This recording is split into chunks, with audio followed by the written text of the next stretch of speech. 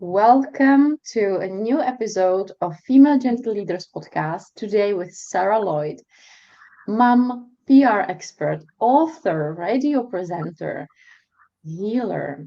And today we want to talk about falling in love with your story and then go and be seen and stand on that stage, even if it's a virtual stage or in-person stage or radio stage, right? But just get on that stage and share your story. And I'm so glad we are here because I'm here. I'm a holistic business architect, and Sarah, we have so many things in common, and I'm glad we can talk with you about this topic. So, Sarah, can you tell us more about what you are doing? Because I told many parts of your expertise, but how do they connect in you? How does it connect? It's an interesting one. I could probably best off starting tell you a bit about my story and where I came from. So it started with careers coaching advice when I was at college, and it was like, I don't know what to do with myself. So I ended up becoming what we call a temp, so a temporary worker. And I just thought, oh, maybe I'll just kind of fall into something. I don't really know what I should do, but they basically said you're only amount to something in an office, like an administrator or whatever. And I ended up temping in a doctor's surgery, and the nurse there, basically, I would always be up to something, and I'd end up, samples would go missing, or what. I'd always kind of make a few little faux pas. And I remember the staff nurse turning around to me at the time saying, have you considered a job in PR? And I was like, what is PR? And she said, well, you're very economical with the truth. And I was like, oh, okay. No. And at the time there was a TV show, you probably know it, Absolutely Fabulous, where there were two women that were in PR. No one really knew what they did. And I kind of went looking for this magical thing that is PR, and fell into it in another temporary role. I ended up working in a big defense company and basically started to learn the techniques of the trade. And I was in my 20s at the time. So it was really around kind of understanding how to tell stories and how to tell them in a way that the media were interested, and ultimately to get people reading them. So I learned lots of good techniques. I also learned lots of bad techniques. And I guess what happened along the way is I built this career in corporate communications, and I was kind of just turned 40. I had two very young children, and at the time I had a new boss come in the US who basically restructured everything. And he just said to me, listen, you're too experienced to go back to the role that you were in, which was the head of European communications. So I had lots of countries working with me at the time. And what I was actually doing was a global role, and the global role of storyteller, basically. So telling stories about the technology that we were using. And he offered me, he said, you can either go and work in somewhere completely different, or you can take voluntary redundancy. And I took the voluntary redundancy and didn't look back. Now, a big part of the story that I'm missing is earlier on that year, I'd started to find energy healing, and I'd been suffering from postnatal depression. I was really struggling with anxiety. I had vertigo. I had backache. The signs were there, right? I think working in the industries that we do, we realize our bodies are the things that tell us that we shouldn't be doing something that we're doing. Only I didn't really pay attention to it. I hadn't really figured that out, but I started this kind of steps into energy healing. Oh, sorry. And basically I learned how to manage my energy. I became a Reiki master. So I had the two careers going, the two things going alongside each other. And what I realized as a result of that was they weren't mutually exclusive. So I went on retreat. I met a load of lovely women. I took some time away from my corporate job, and then basically ended up, when I was made redundant, creating a business that then served the women that I'd been sitting in circle with. So helping them to build their stories. And it was sitting in that circle and hearing their stories and understanding where they'd come from. I just felt this calling to, well, people need to know about this stuff. So that was a very long story. But it was an amazing story, so why worry? And what do you feel now is that the zone of genius? Because you are combining two things that might feel not combinable, right? Energy healing and PR. Yeah. They are so far from each other. As I'm connecting energy and strategy, right? It feels often like, how do I explain it to you? How do I combine it? Right? So how do you love combining it? And what do you feel that which women does it attract? What is your ideal client?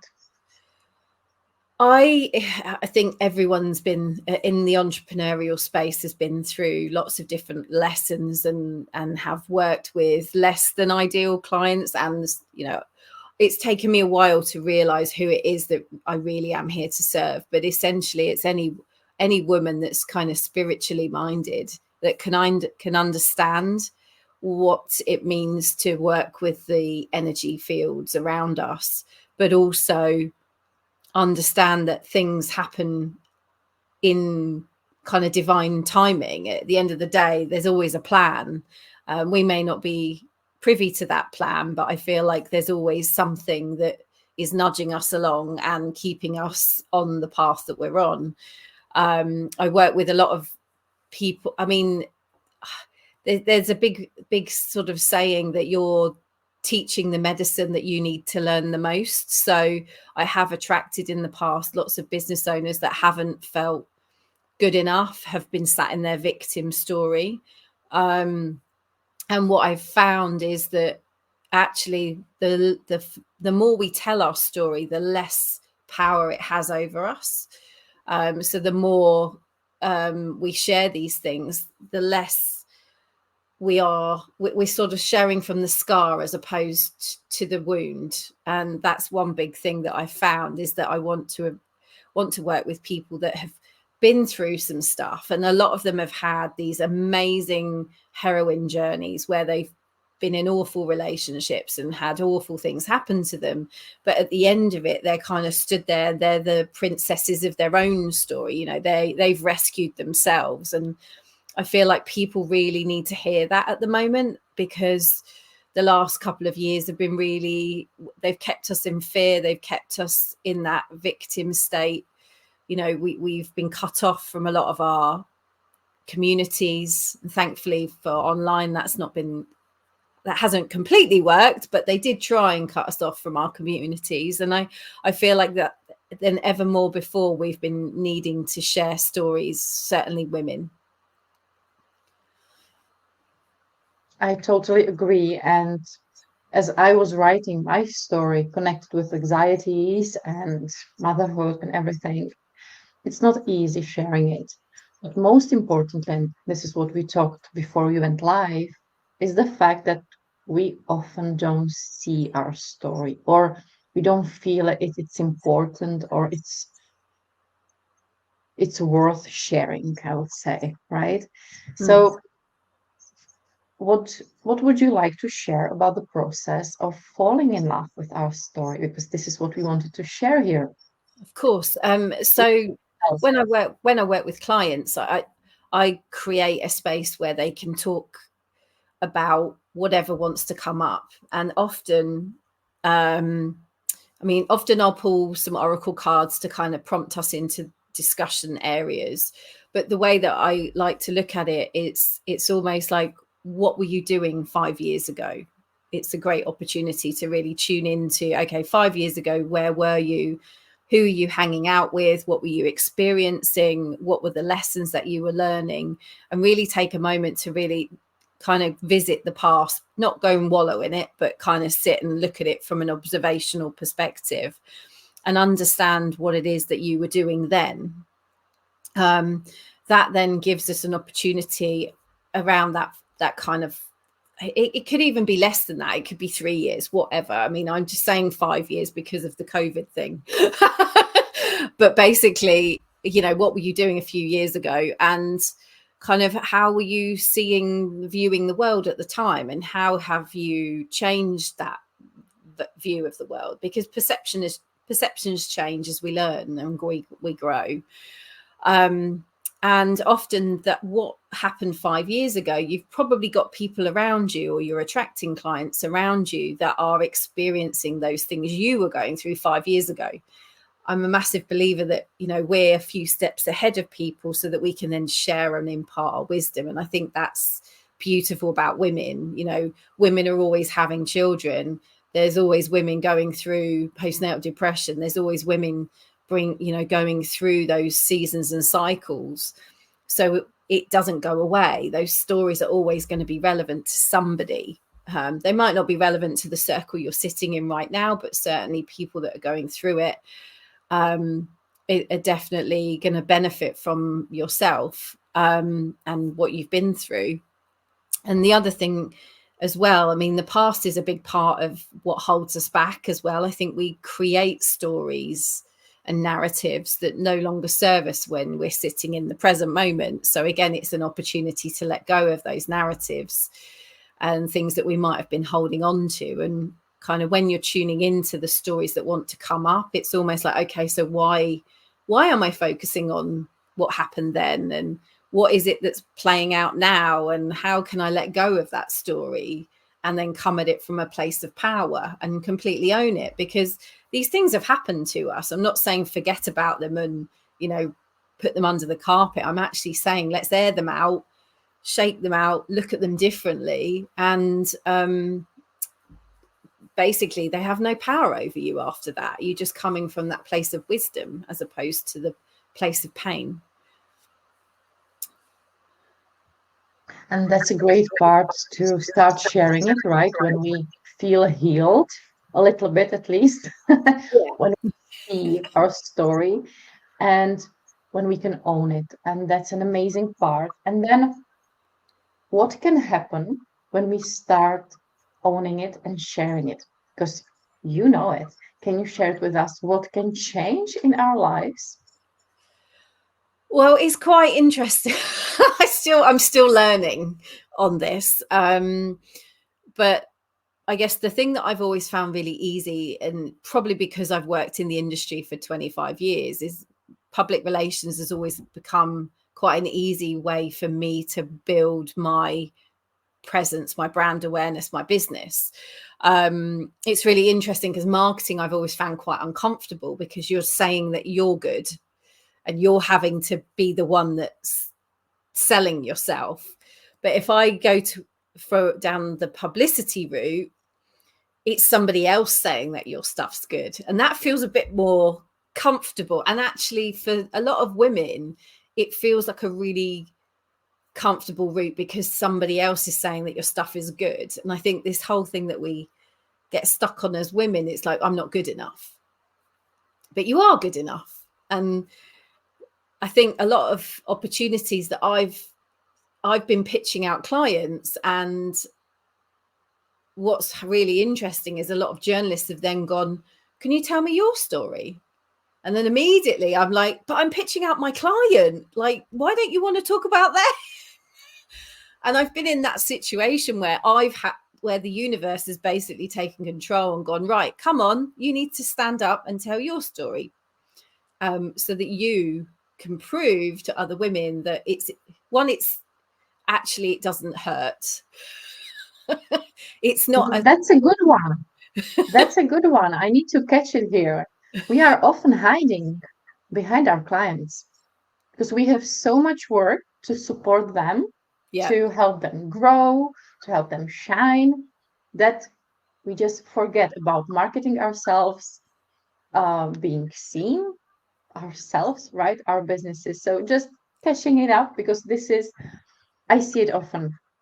Even myself, when I had my agency, I had so much to do. with my team, with my clients, that I had almost no time to set up my own funnels and automation and anything to be seen myself. So I Yeah. could then support more clients, right? It's just fascinating how our belief systems just they creep in. And even if you feel like, oh, I'm growing, I'm supporting my clients, well, in reality, you're still hiding, but it just doesn't look like that.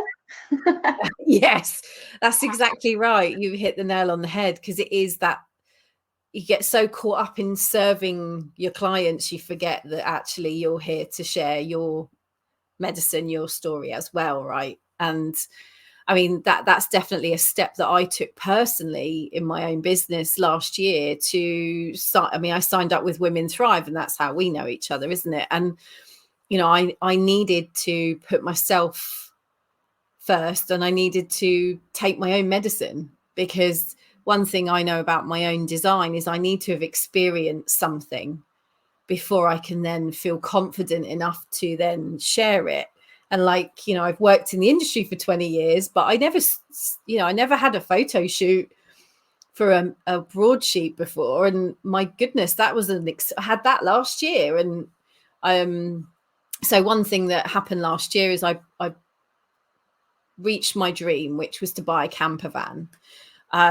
So I reached my camper. I bought my camper van. It was absolutely such a joyful moment in my life, and I just shared it very briefly. And someone on Facebook, one of my journalist friends, was like, I'm looking for some joyful stories. And I said, well, I bought my camper van. And she was like, right, okay, so tell me more. I was like, oh, okay. And it resulted in a 2-page spread with a beautiful photo shoot, wearing sequins, big full makeup. And halfway through the photo shoot, I was trying to jump behind the camera, talk to the photo, the guys taking the photos, and the features editor who was writing the piece. So I felt like I needed to be with those people, because that's my role normally. And they kept going, Sarah, you're part of this story. Get in front of the camera. It's just like, oh, okay. So, I'm having to take my own medicine all the time. I mean, I can promote anybody and I can make them feel good and safe and comfortable in those situations. But putting yourself in those situations, whew. That's amazing. And another thing I want to catch up is you are a PR expert, but you had a shoot and an article about your camper van because you loved it. And I bet it attracted the right kind of people. Yeah. Because we always feel like, no, I need to stay on the topic. And then it gets so boring because we are talking about all the stuff all year long, about all the same. We start hating it.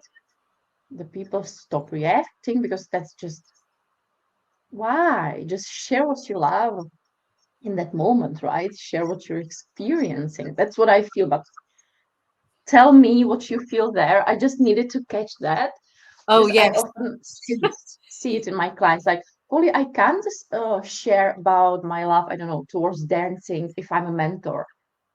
And then I say, well, if you don't, you will be just one of thousands of mentors but if you do, you will be the dancing mentor, and then the Yes. magic will start, right? That's exactly it. That's the point of difference. And again, like what we talked about, determining the stories and falling in love with your story.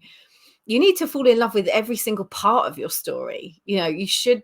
One thing that I tried really, and I'm not the only one who's done this in a business situation, I tried to separate the two.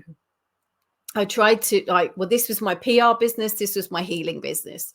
Do you know what? My PR business was flying, my healing business, crickets. And it's like, well, why have I? And then when I brought the two together, I then started to attract the clients I wanted to serve.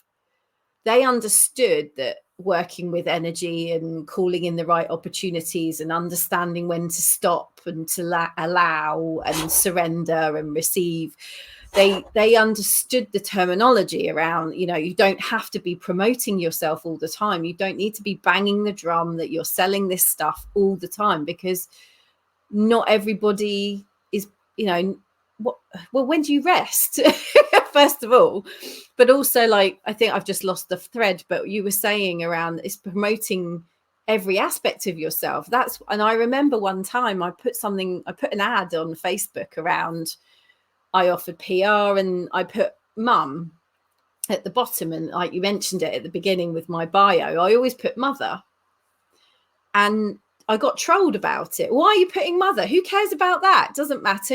Aren't you a PR person? Isn't that all we need to know? And it's like, no, you need to know that I'm a mother, because the reason why I work the way I do is because I do it around my children, and I want to be flexible. And if a client comes to me and basically wants me to work all hours God sends, which is what I did in corporate, they're not right for me, because they need to understand that I have school pickups, and I want to be at the school plays, and I want to drop them off at school. And that's, for me, that's a huge part of who I am. Exactly. I mean, yeah, it's the same for me. Like, when I was just marketing strategist and doing all the ads for my clients, building the funnels, I had my Facebook group, and I was never able to just share tips about ads and marketing.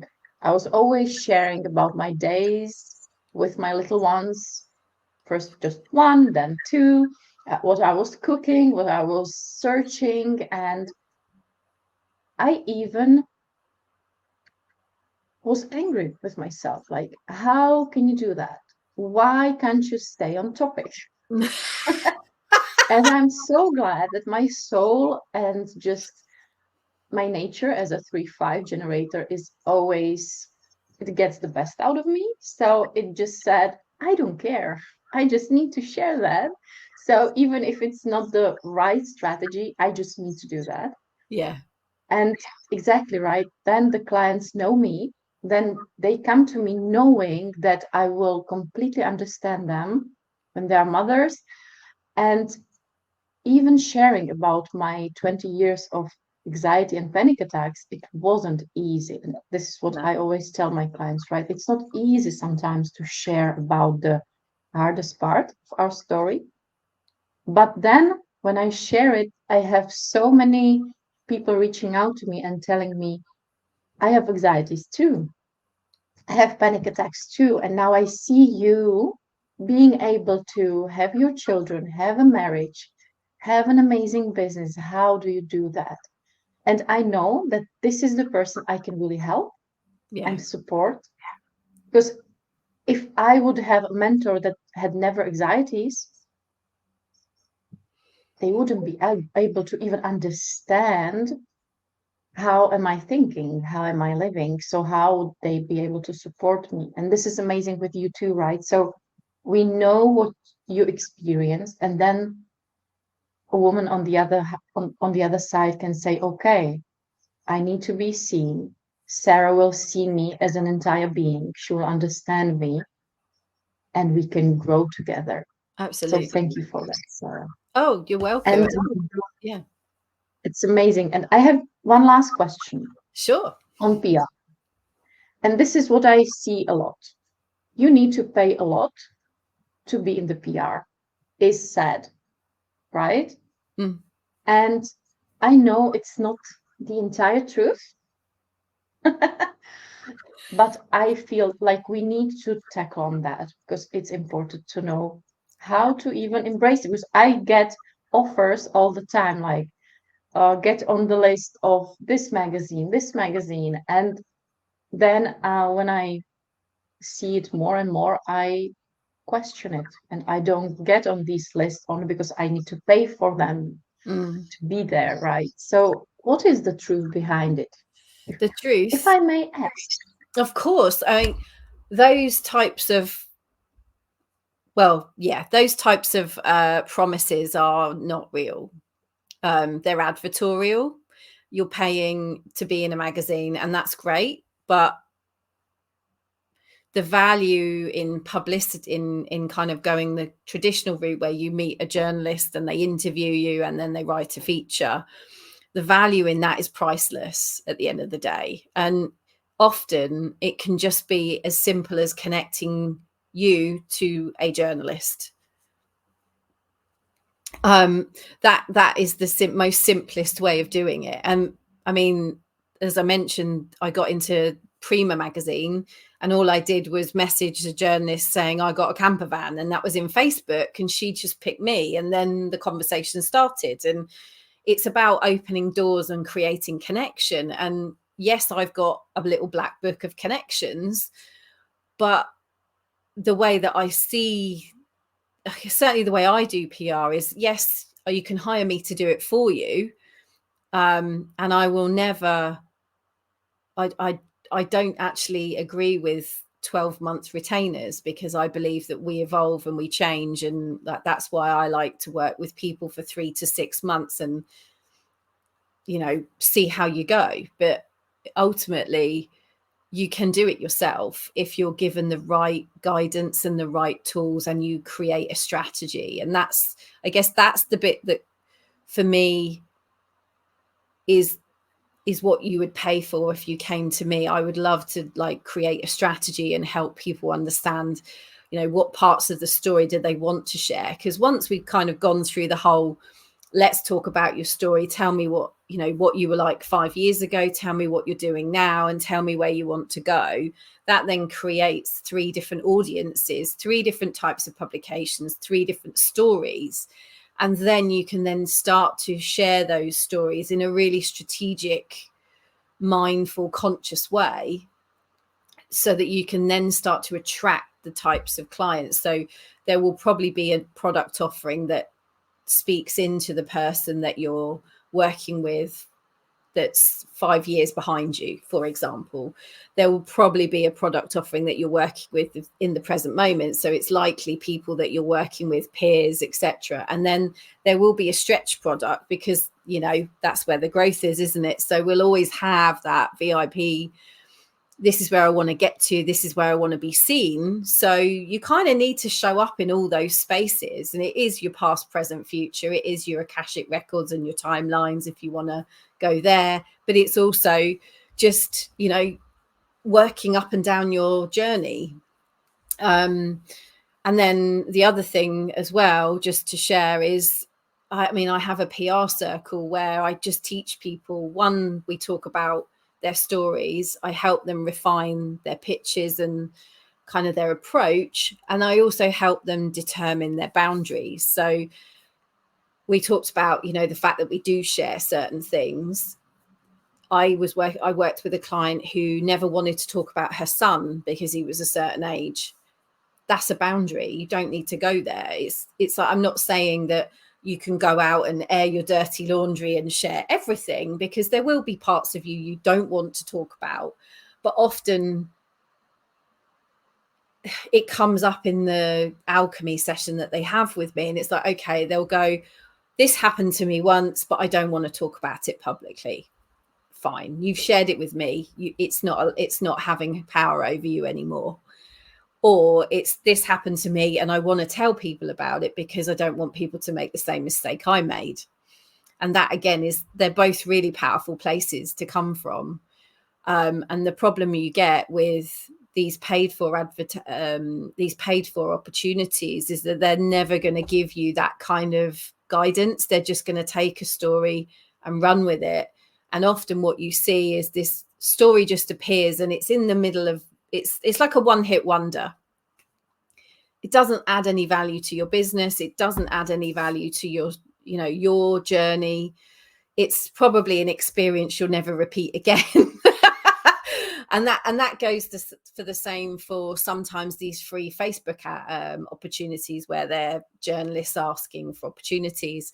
I really, appreciate journalists creating those spaces, but equally, it's almost like people need a little bit of guidance before they embark in those sorts of situations. I really love how you work strategically with that. And I agree, we always need a context, right? If it's just one piece without the context, without the thought around it, it makes no sense. Yes. So thank you for sharing that. And I was about to ask you, where would you like to invite our listeners? So I'm glad you mentioned your PR circle. And I have all the links below. So connect with Sarah. She's amazing. But my last question, I love to give it, is there something you feel you need to share with us? The last thing you feel needs to be heard? I guess don't be afraid of your story. At the end of the day, just your story is what makes you you, but it's also an opportunity to then unravel and unbind yourself from anything that could be holding you back. So all I would say is just, what was your biggest sliding door moment? And, how is that playing out in your life right now? Like, the sliding door moments are absolutely amazing and they should be honored because they're always that crossroads in your life. And I just, yeah. That's amazing. Thank you. Yeah. We need to think about it, right? So, women or listeners, think about it, share it with us, and yeah, let's enjoy. I'm hopefully you enjoyed this interview, and we will see each other on my next interviews and shortcast. And follow for more because I am attracting just amazing women in my surroundings, just as Sarah, and I'm so glad I can share your stories. So thank you, Sarah, for being here and for discussing in such a deep way what we need to do to fall in love with our stories. Thank you, Thank you. and see you on.